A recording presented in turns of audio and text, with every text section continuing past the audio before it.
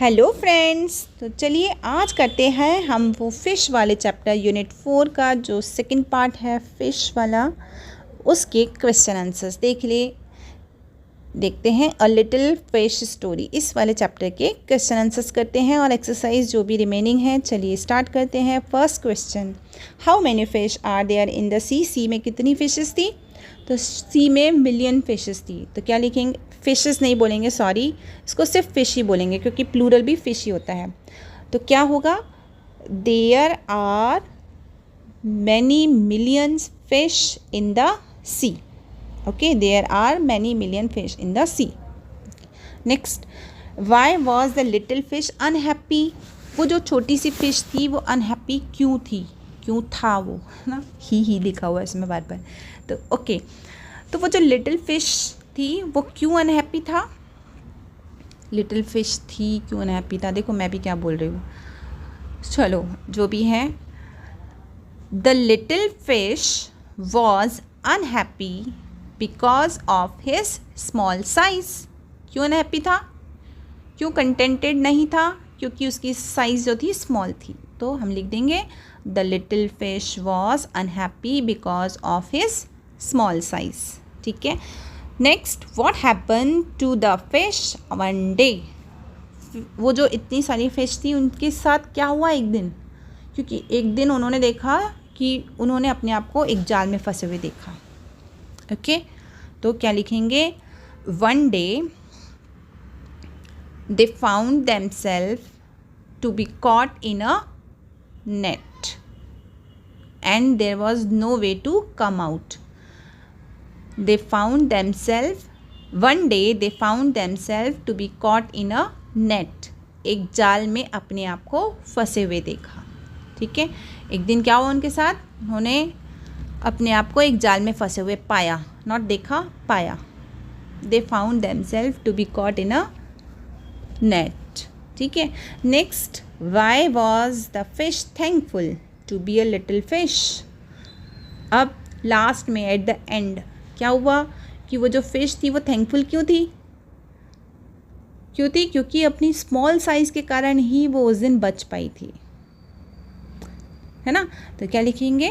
The fish was thankful to be a little fish because she was alive of for his small size. या फिर हम ऐसे भी लिख सकते हैं, The fish was thankful to be a little fish because of his small size. She was alive. है ना, क्योंकि अपनी छोटी साइज़ के कारण ही वो क्या थी? अलाइव थी, यानी कि जीवित थी।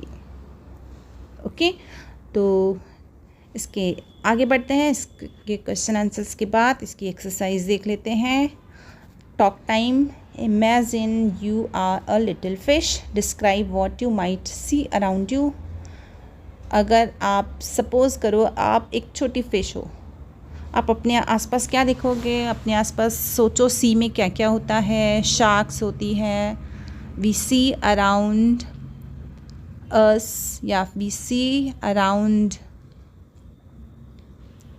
क्या क्या देखेंगे? Sharks, big fishes, okay, octopus, crocodile, alligators, some sea shells and many more. ठीक है।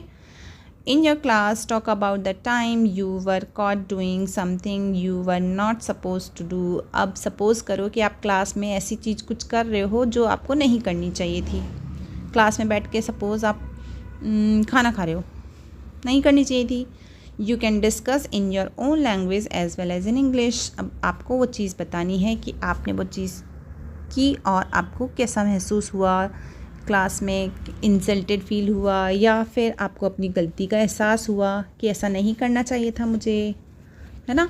तो वो चीज़ आपको बतानी है क्लास में, इंग्लिश में या अपनी मदर लैंग्वेज में। चलिए नेक्स्ट पढ़ते हैं, word building.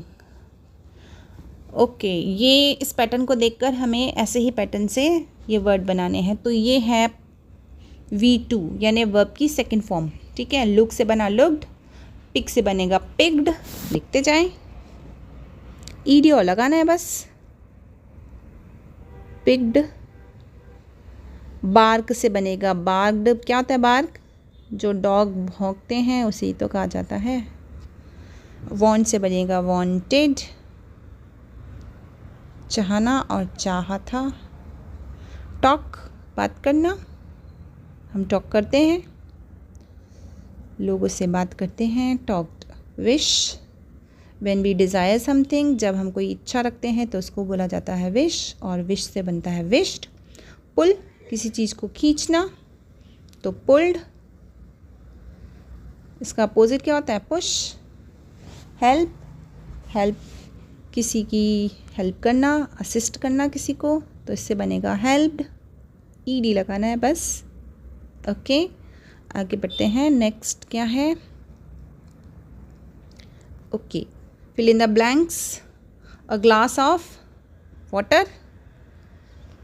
Okay, a box of, box किसका होगा? Box of, okay, I think box of matches. Yes, ठीक है ना, ये second. A sheet of paper. A bunch of, bunch किसका बनेगा? फ्लावर्स का। हर्ड ऑफ, काउस का। ओके, यहाँ पे फ्लावर्स पे क्या आएगा? 4 आएगा। हर्ड ऑफ काउज 5, और पैक ऑफ वॉल्व्स 6। ये वॉल्व्स क्या होते हैं? जो भेड़िए होते हैं, उनके झुंड को क्या कहा जाता है? पैक। ठीक है, ओके। नेक्स्ट आगे देखते हैं क्या है।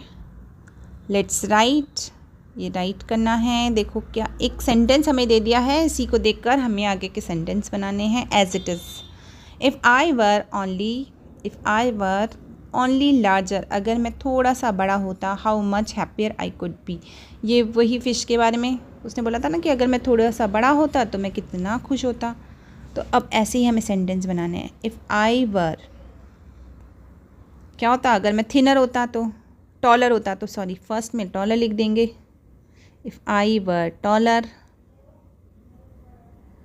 How much happier I could B. आगे बढ़ते हैं। नेक्स्ट क्या है? ओके, सब सारा ऐसा बनाना है same as it is. If I were only, क्या है नेक्स्ट में? Thinner. If I were thinner only, how much happier, ओहो थिनर नहीं लिखा मैंने, THINNER।